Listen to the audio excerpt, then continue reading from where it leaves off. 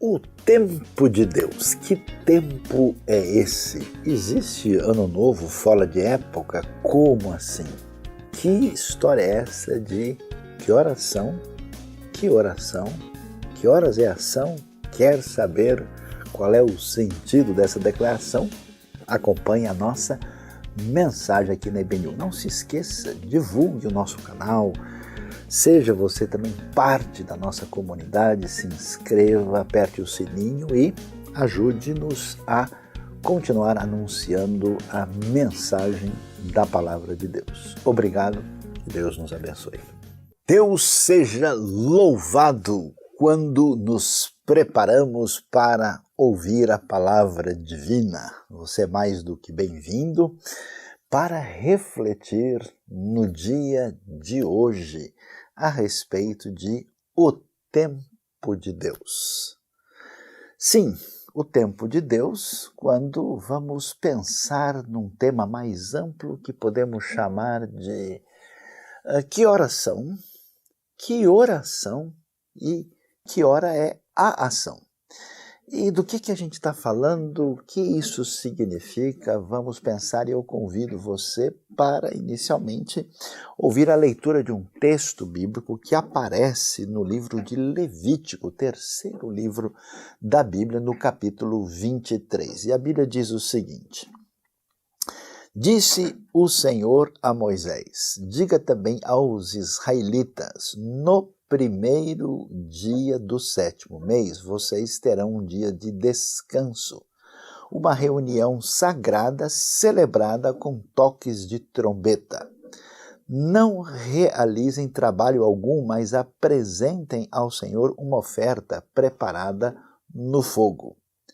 E continuando, no verso 26, agora o texto diz o seguinte: Disse o Senhor a Moisés, o 10º dia deste sétimo mês é o dia da expiação. Façam uma reunião sagrada e humilhem-se. E apresentem ao Senhor uma oferta preparada no fogo. Não realizem trabalho algum neste dia, porque é o dia da expiação, quando se faz propiciação por vocês perante o Senhor, o Deus de vocês. Todo ano, entre especialmente os meses de setembro e outubro, e isso pode variar de um ano para o outro, nós temos as festas bíblicas do Antigo Testamento que são celebradas até hoje no contexto de toda a tradição judaica. A gente tem nesse período que a gente chama de Ano Novo, né, que é o chamado Rosh Hashanah. E logo na sequência desse Ano Novo, nós temos o que é chamado de Yom Kippur, que é o dia do perdão, o dia da expiação, conforme nós acabamos de observar no capítulo 23 de Levítico. E é interessante a gente prestar atenção nisso, e alguém pode talvez imaginar, puxa, nós estamos no século XXI, nós estamos diante de tantos desafios na vida, o que a gente vai ganhar lendo um texto, né, de mais de 3.000 anos, falando de festas que os antigos hebreus faziam e que a tradição tem conservado até hoje? Qual é a razão de ser disso?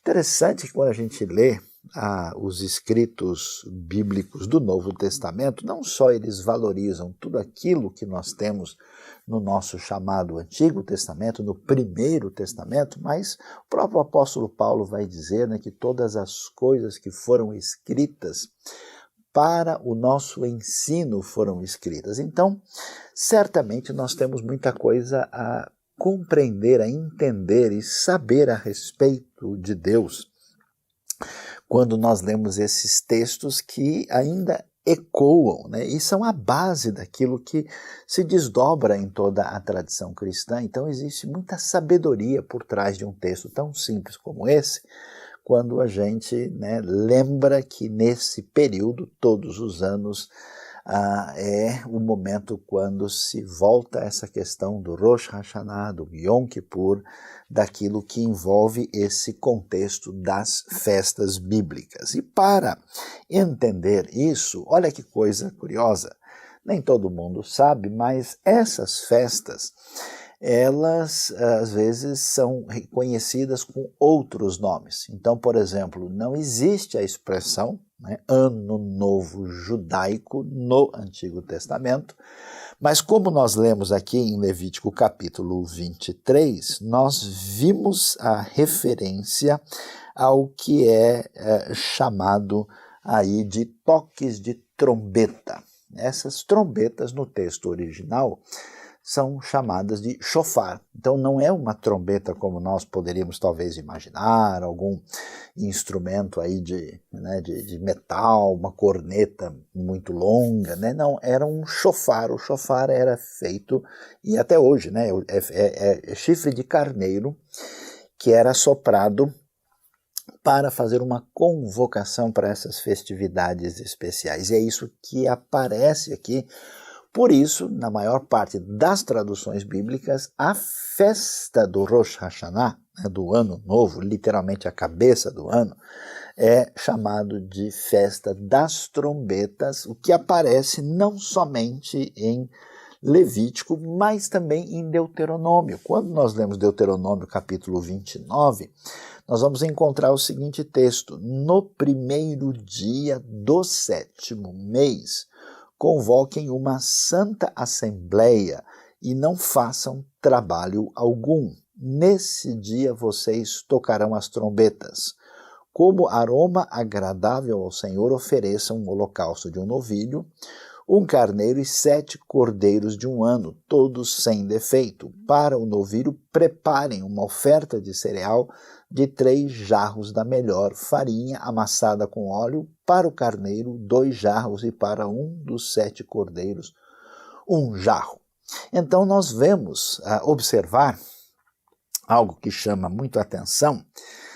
O que percebemos é que nós temos nessas festas uma realidade que às vezes a gente não compreende muito bem, que é uma presença de 2 calendários distintos. Você vê, poxa, mas está falando do Ano Novo, né, da festa das trombetas, mas acabamos de ver em Deuteronômio 29, que é o 7º mês? Como assim? Então você tem aí o início do Ano Novo Civil, né, e o que coincide com o 7º mês do ano religioso. Então você tem esses 2 elementos presentes na constatação de calendário que você encontra na Bíblia, e a gente olha para isso e tenta entender o que acontecia. E olha que coisa curiosa, a gente acha, né, a gente que está na realidade brasileira, acha que o povo brasileiro é festivo, né? Eu já vi tanta gente dizer, não, o problema é que no Brasil tem festa demais, esse negócio não é assim, em muitos países o pessoal não está tão preocupado com festa. Olha que coisa interessante.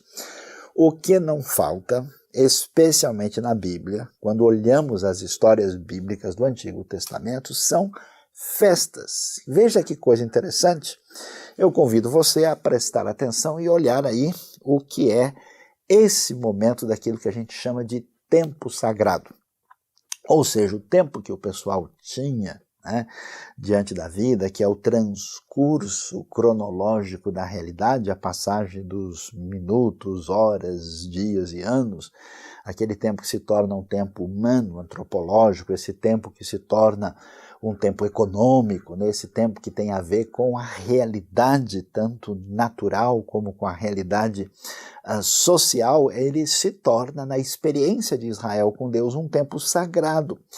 E dê uma olhada nas chamadas festas bíblicas. Essas festas, elas existem desde o primeiro mês, aí observado da perspectiva propriamente religiosa, ele começa lá, né, no chamado mês de Abib, na Bíblia, né, é a primeira no dia 14 do primeiro mês, que é a festa de Pessach, a festa da Páscoa, da libertação do povo do Egito. Logo em seguida, nós tínhamos as festas dos pães ázimos ou asmos ou pães sem fermento, que acontecia na sequência dentro desse contexto maior da festa da Páscoa. Depois, em seguida, tínhamos o chamado festas das primícias, ou dos primeiros frutos, que acontecia ainda, tinha o dia da Páscoa, em seguida dos pães sem fermento, depois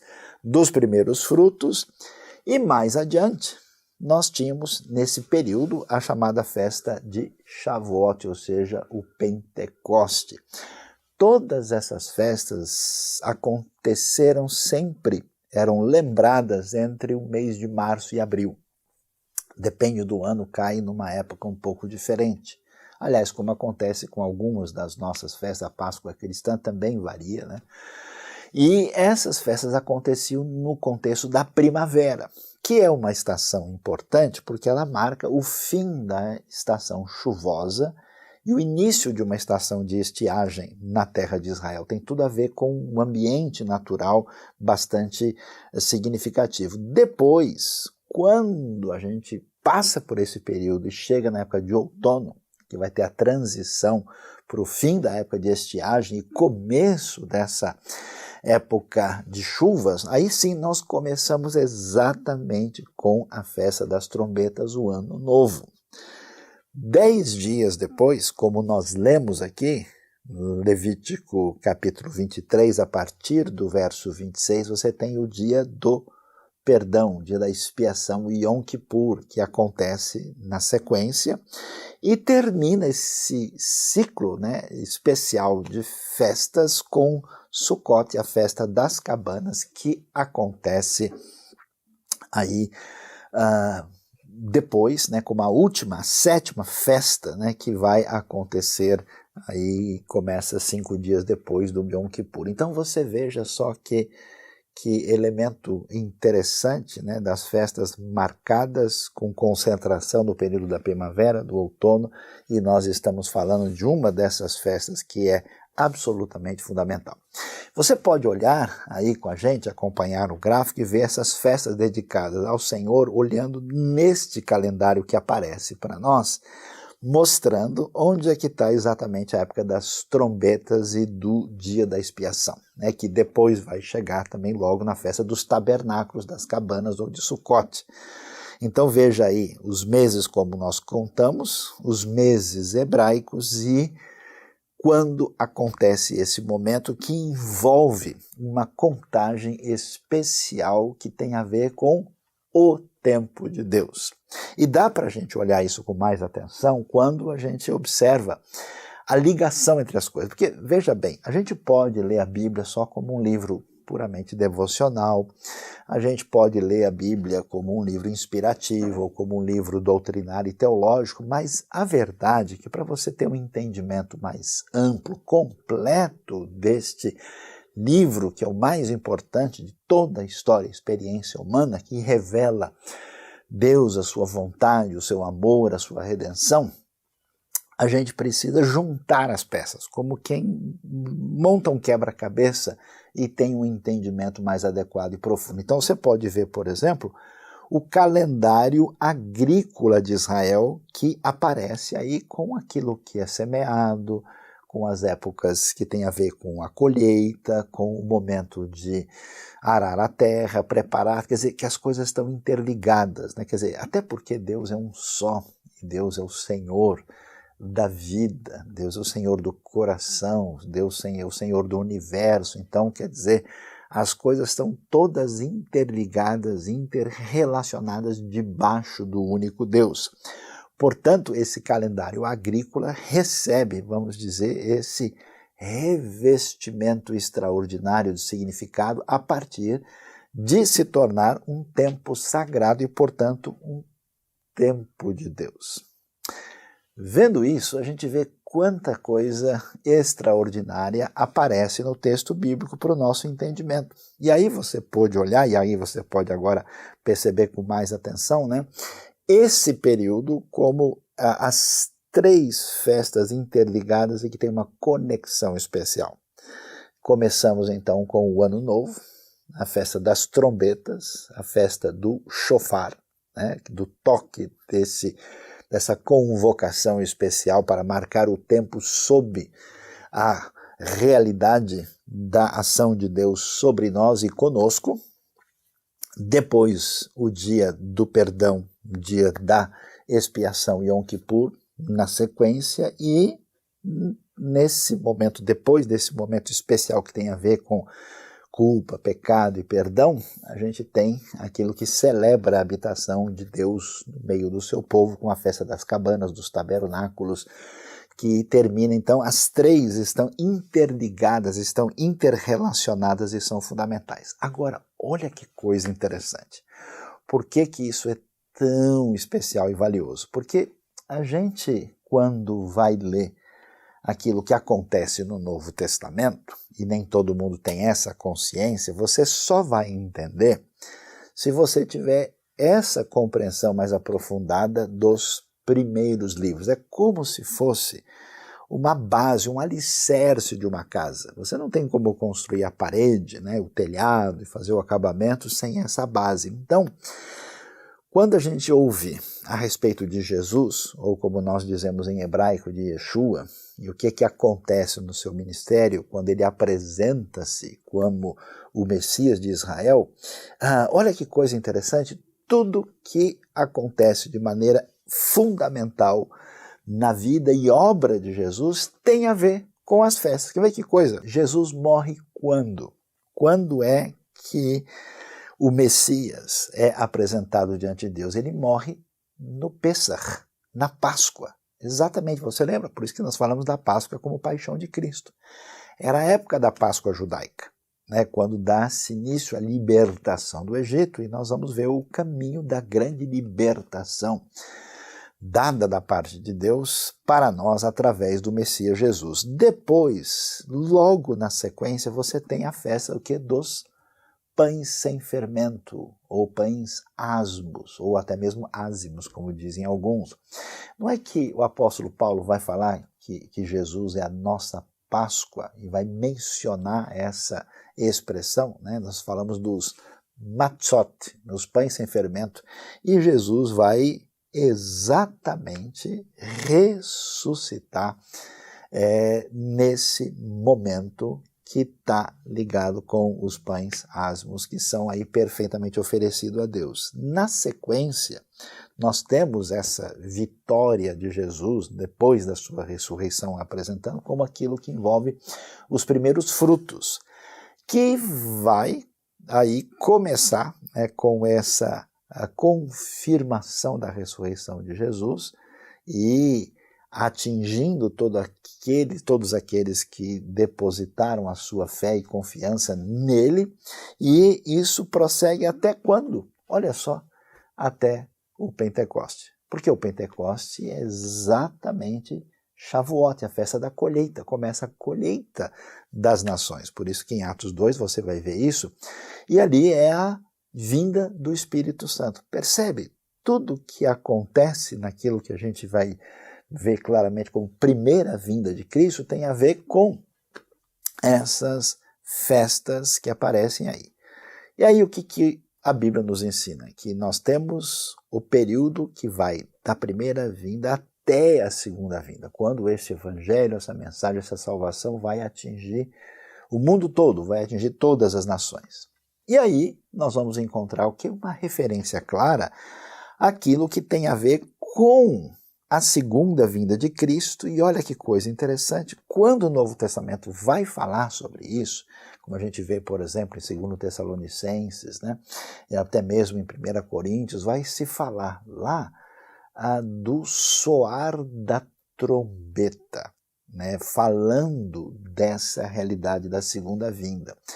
E o que acontece? O Ano Novo, o Rosh Hashanah, é a festa das trombetas. Então nós temos essa ideia de que quando soar a trombeta, de maneira análoga à festa das trombetas, nós temos o início do desfecho daquilo que tem a ver com o fim, com a segunda vinda de Cristo.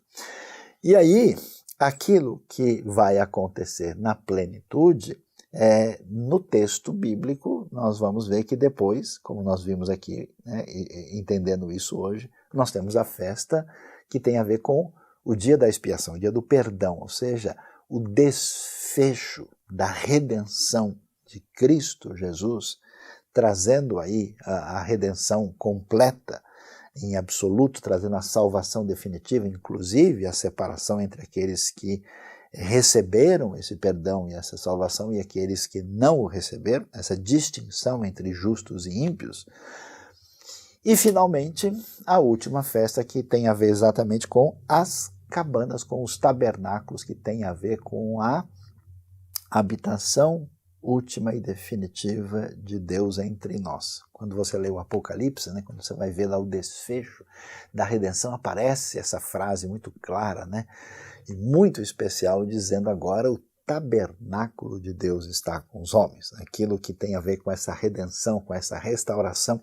Então é muito interessante, muito curioso, muito especial que quando a gente olha essas festas, não eram somente festas que tiveram algum significado no contexto inicial, elas não eram somente uma realidade que tinha a ver com a experiência particular do povo de Israel, elas não eram simplesmente um momento da gente poder, assim dizer, que era a hora desse pessoal ter um momento de alegria e festividade coletiva, elas têm um significado extraordinário que se desdobra na vinda do Messias Jesus. Inclusive, não é sem razão que temos 7 festas, não é sem razão que nós temos exatamente esses 7 elementos marcando a realidade do Messias, que aliás evoca esse número, que inclusive marca o número de braços da própria menorá, do candelabro, que tinha a ver com a luz de Deus para o mundo.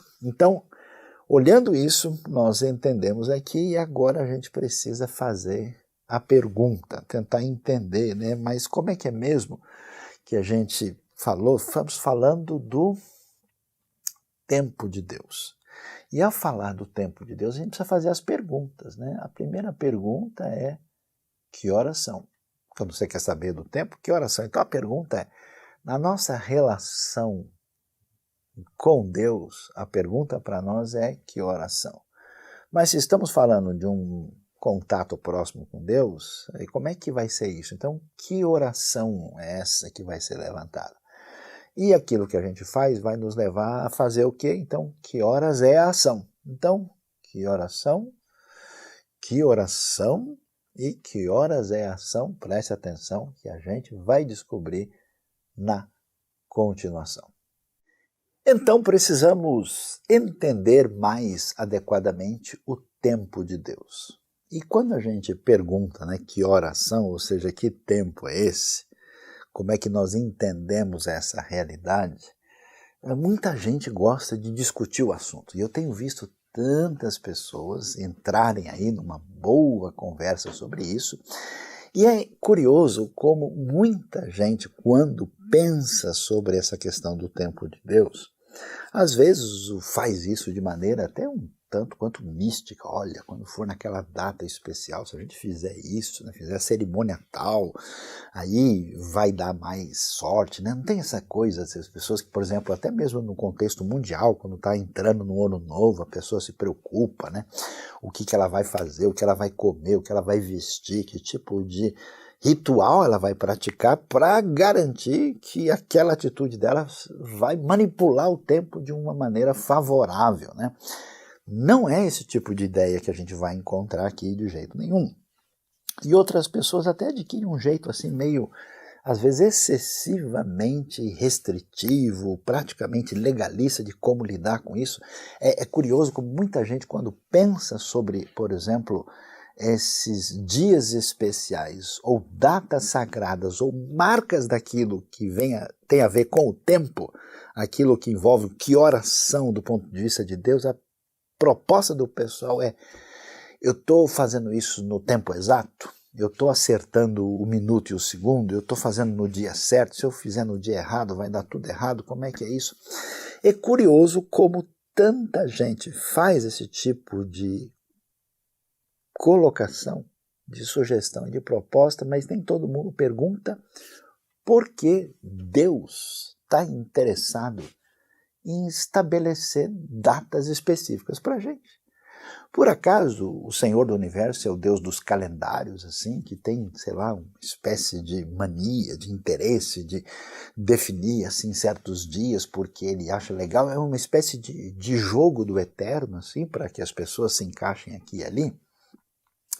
E a pergunta é, qual é a razão? Porque desde o começo, essa questão da temporalidade, essa questão do transcurso do tempo e essa dimensão de dias e datas e momentos especiais são importantes na Bíblia. O que há por trás desse entendimento tão valioso, tão especial? Então vamos tentar compreender isso. Nós temos que fazer a seguinte pergunta: por que Deus deseja isso e orienta a nossa vida nessa direção? Vocês sabem que lidar com o tempo é uma das coisas mais difíceis da vida. Nós vemos pessoas assim, com a vida totalmente atrapalhada porque elas não conseguem, vamos dizer assim, se ajustar ao ritmo, né? Quase a vasta maioria das pessoas, quando a gente começa a conversar sobre a vida, fala, não, é porque eu não tenho tempo, é porque, na verdade, eu acabei perdendo o tempo, não, eu perdi a ocasião, quando eu fui ver não dava mais, aí eu cheguei lá, mas não era bem a hora. Como a realidade do tempo se torna um problema, mas não só de ordem prática. Talvez, pelo que eu tenho percebido, muita gente se dá mal no relacionamento com o tempo porque muitas pessoas, por exemplo, não conseguem viver o dia de hoje. Não conseguem, porque a realidade é que o dia de hoje, o presente, ele é fugidio, né? A gente está falando nele, ele está escapando e está indo embora. Por isso muita gente ou vive no passado, e é quase um prisioneiro do passado, vivendo uma realidade que não está mais aqui, mas que de certa forma prende a pessoa e quase que impede a caminhada da sua vida. E tem outras pessoas que, pelo contrário, não vivem nada aqui, estão sempre vivendo numa realidade futura que acaba sendo até um escapismo e um caminho de ilusão. Eu conheci gente assim na minha vida que vivia o tempo todo falando, não, eu vou fazer isso, eu vou fazer aquilo, e com uma série de ideias, de projetos, e muitas vezes impossíveis, inimagináveis, e o dia de hoje, o celebrar a vida, não era possível. Olha só que coisa na sabedoria bíblica. Por que é tão importante? Porque nós precisamos celebrar a vida. Nós precisamos viver adequada e intensamente aquilo que nos é dado.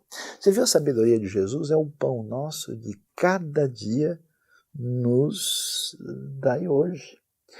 Isso significa que a única coisa que eu tenho diante de mim para realmente experimentar ou experienciar, para usar uma palavra mais assim utilizada às vezes hoje, é a realidade que está diante de mim agora.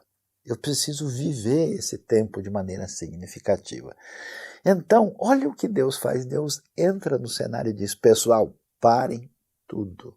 Vamos fazer a festa.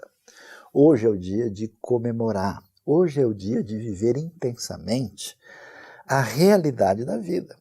Curiosamente, muitas pessoas quando enxergam as datas estabelecidas, os dias, né, os tempos designados de Deus, imagina o seguinte, ó, Deus está nervoso, está bravo, e ele resolveu estabelecer uma série de exigências para nós e diz, olha, você faz favor de fazer isso, e a pessoa não está entendendo. É como se eu fosse, por exemplo, uma festa de aniversário de um amigo meu, obrigado, e eu tenho que ir naquele dia em que eu não queria fazer. E em vez de entender que aquele é um tempo especial, de celebrar a vida do meu amigo com alegria. Percebe a diferença? Então, por exemplo, a Bíblia não diz simplesmente para a gente, ó, guardem os meus sábados, ó, vocês obedeçam às minhas leis. Ela diz mais do que isso, ela diz para a gente comemorar. Ela diz para a gente celebrar. Tem até uma tradição hebraica antiga muito interessante e valiosa que diz é proibido não se alegrar no Shabat. Então, você entende onde é que está o ponto da coisa? Então, isso é estabelecido para nós exatamente com esse objetivo de que a gente deve celebrar a vida, a gente deve viver intensamente esse momento que é o momento de oportunidade daquilo que Deus estabelece para nós. A segunda coisa que chama atenção nesse contexto é que toda vez que Deus fala sobre isso, ele fala no contexto de comunidade. Muita gente acha que verdadeira espiritualidade é a espiritualidade isolada. Aquele tipo de coisa, por exemplo, monástica. Eu conheço até gente que diz, não, quando eu quero me aproximar mais de Deus, eu me separo de todo mundo, eu fico isolado, eu vou para um canto lá, vou para uma cabaninha no alto da montanha, eu fico num lugar. E aí acho que a pessoa confunde um pouco, né? Porque Jesus disse, né, que quando a gente fosse orar, era para a gente fechar a porta do quarto, né, e orar em secreto. Isso não quer dizer que Jesus está nos convidando para uma vida de fé cristã isolada da comunidade. O que ele está dizendo é o seguinte, ó, quando você for fazer qualquer, vamos dizer, ação de espiritualidade, qualquer prática, isso não pode virar uma coisa que tenha a ver com a sua própria glória. Jesus vai deixar isso muito claro quando ele está fazendo o contraponto. Né? O que ele estava dizendo? Que os religiosos do seu tempo eles faziam longas orações na frente de todo mundo para que eles fossem aplaudidos. O foco é esse. O foco é a gente trocar o culto pelo show. Isso não. O que está envolvido aqui é uma outra questão. Então não tem nada a ver com uma espiritualidade que afasta o outro. Por isso que quando Deus estabelece, né, esses momentos especiais diante dele, sempre é juntamente com a comunidade. Então os verbos que aparecem aqui estão todos no plural. Deus não diz, Moisés, você se afaste de todo mundo, saia do acampamento e busque um centro de retiros especiais na montanha, para você não ficar perto dessa gente que não é tão importante assim. A comunidade é fundamental, porque nós precisamos entender que o ponto de referência fundamental da vontade divina envolve sempre amar a Deus e amar o próximo. Por isso vale a pena aqui ressaltar uma palavra importante, né, de um estudioso da espiritualidade que teve muito impacto, um estudioso judeu chamado Martin Buber. Ele disse uma coisa tão interessante, ele diz, o ser humano se torna eu pela relação com o você. À medida que me torno eu, digo você, todo viver real é encontro, a realidade do próximo, a realidade do outro. Então, a gente quando pensa, quem sou eu, né? Qual é que eu me defino? Como é que é a minha identidade? Isso não é uma declaração filosófica, não é uma espécie de constatação antropológica abstrata, né? A minha definição como realidade tem a ver, né? A definição de quem eu sou tem a ver com a minha relação com o próximo. Então é muito interessante, né? Não é sem razão que Jesus vai dizer amem-se uns aos outros como eu amei vocês.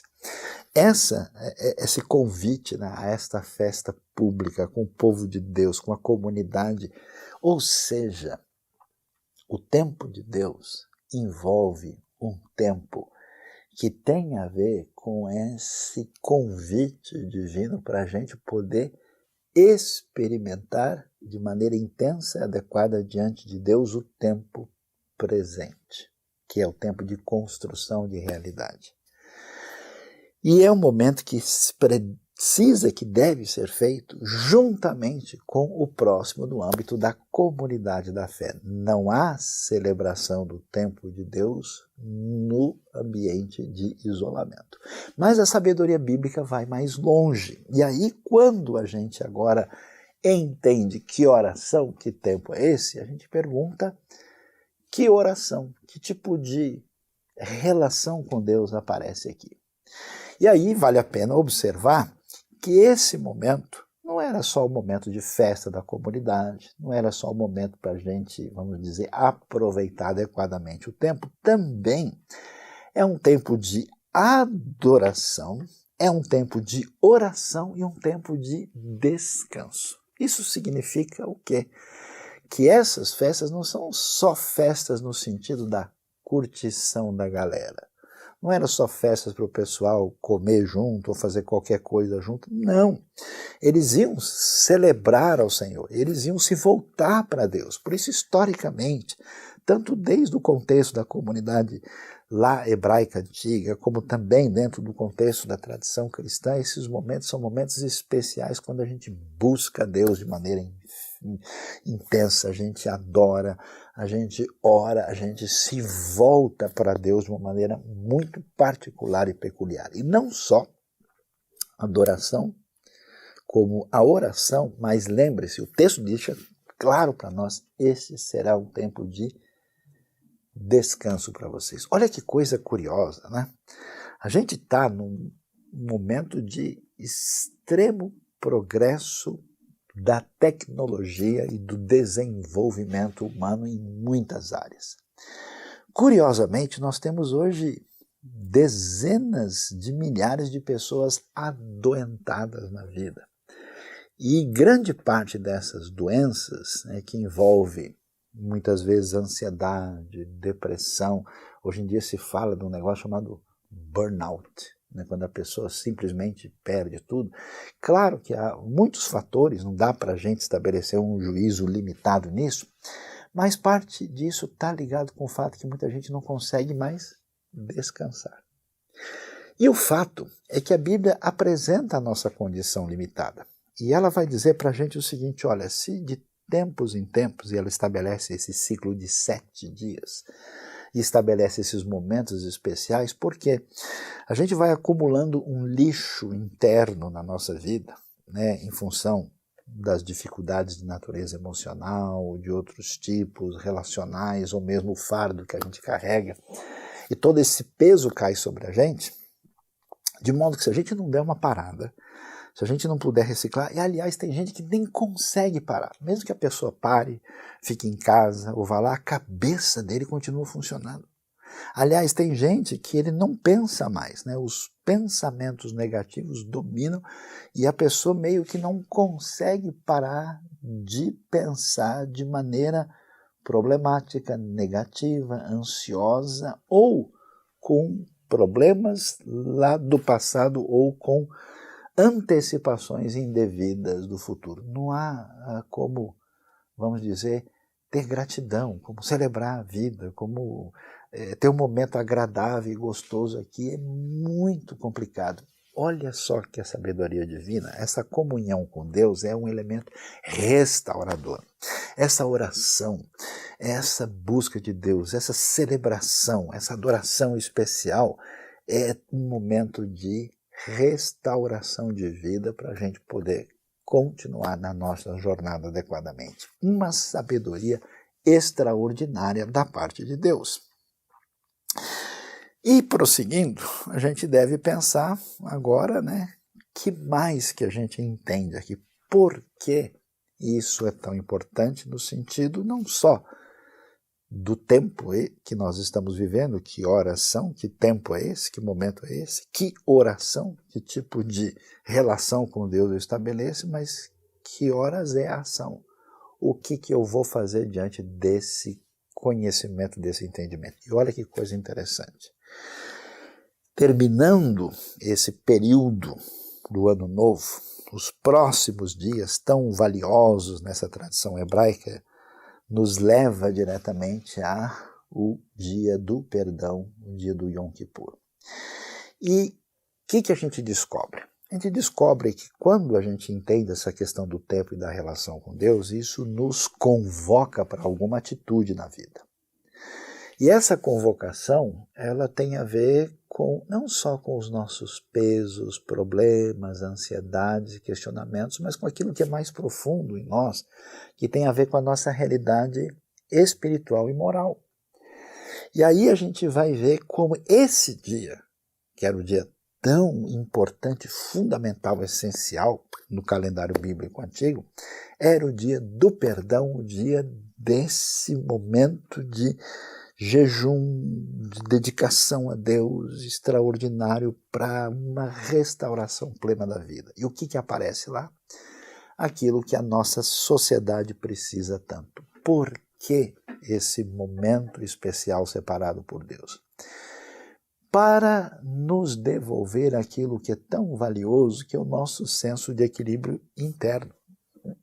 A questão de honestidade. Por que o texto diz que esse é o momento de pesar a sua vida, pesar a sua conduta, avaliar a realidade? Qual que é a dificuldade do mundo de hoje? É exatamente quando nós temos pessoas bem-sucedidas, bem estabelecidas no nível profissional, no nível da competência maior, no nível de inteligência, no nível de cargos privados ou públicos, e grande parte dessas pessoas, atenção, não tem mais a capacidade de pedir desculpa.